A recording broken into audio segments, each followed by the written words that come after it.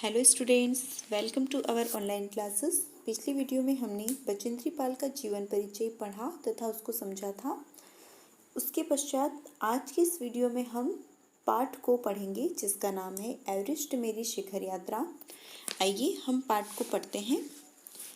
Everest अभियान दल 7 मार्च को दिल्ली से काठमांडू के लिए हवाई जहाज से चल दिया।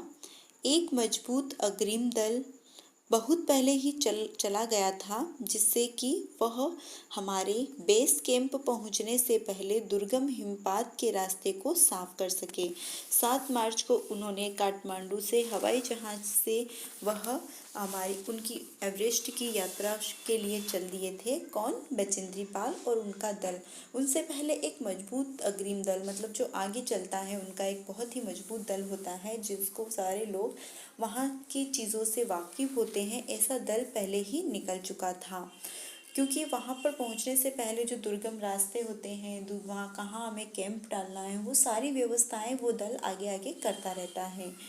नमचे बाजार शेरपा लैंड का एक सर्वाधिक महत्वपूर्ण नगरीय क्षेत्र है। अधिकांश शेरपा इसी स्थान तथा यहीं के आसपास के गांव में रहते हैं। नमचे बाजार शेरपा लैंड, वहाँ पर एक जगह है शेरपा लैंड, वहाँ जो सर्वाधिक महत्वपूर्ण नगरीय क्षेत्र है। और शेरपा एक प्रकार की जनजाति है, एक प्रकार की जाति है जो तिब्बत हिमालय के क्षेत्रों के आसपास रहते हैं, है ना। एक प्रकार की जाति है जिसे शेरपा कहा जाता है।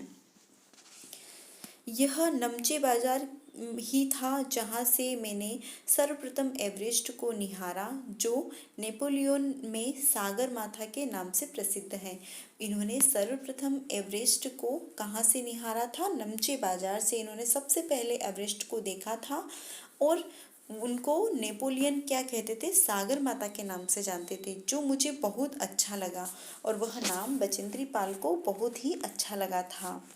एवरेस्ट की तरफ गौर से देखते हुए मैंने एक भारी बर्फ का बड़ा फूल प्लूम देखा, जो पर्वत शिखर पर लहराता एक ध्वज सा लग रहा था। मुझे बताया गया कि यह दृश्य शिखर की ऊपरी सतह के आसपास 150 किलोमीटर तथा इससे भी अधिक की गति से हवा चलने के कारण बनता है। जब उन्होंने वहाँ से एवरेस्ट को निहारा था, तब वहाँ पे बर्फ का एक बहुत ही बड़ा टुकड़ा एक फूल के समान ऊपर दिख रहा था। ऐसा लग रहा था कि सफ़ेद ध्वज पर्वत के ऊपर लहरा रहा है।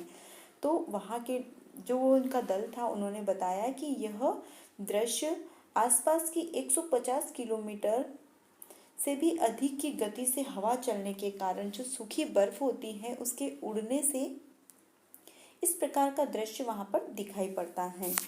बर्फ का यह ध्वज 10 किलोमीटर या इससे भी लंबा हो सकता है।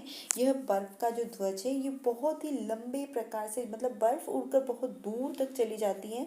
तो दूर से देखने वालों को ऐसा लगता है कि एवरेस्ट के ऊपर सफ़ेद कलर का ध्वज लहरा रहा हो।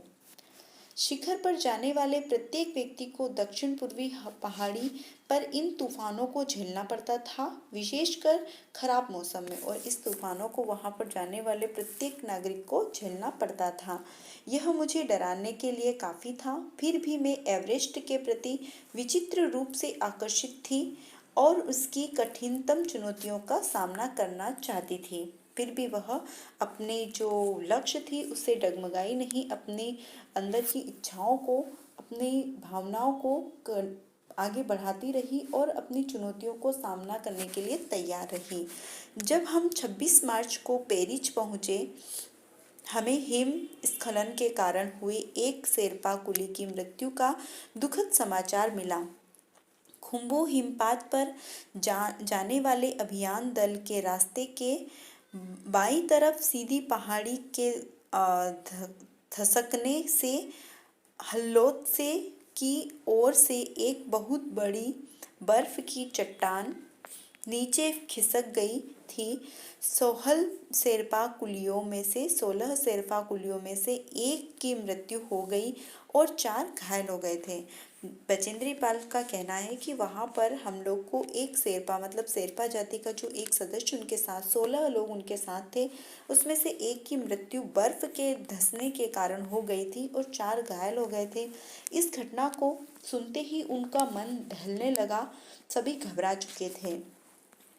इस समाचार के कारण अभियान दल के सदस्यों के चेहरे पर छाए अवसाद मतलब उदासी और दुख को देखकर हमारे नेता कर्नल फुल्लन ने स्पष्ट किया कि एवरेस्ट जैसे महान अभियान में खतरों को और कभी-कभी तो मृत्यु भी आदमी को सहज भाव से स्वीकार करनी चाहिए। अगर एवरेस्ट के शिखर के लिए आप जा रहे हैं तो ऐसे खतरे आपके सामने बहुत सारे आएंगे, आपकी जान खतरे में पड़ सकती है, यहाँ तक कि आपकी मृत्यु भी हो सकती है। तो आपको इस चीज़ के लिए निश्चिंत रहना चाहिए कि कभी भी हम किसी भी घटना का शिकार हो सकते हैं।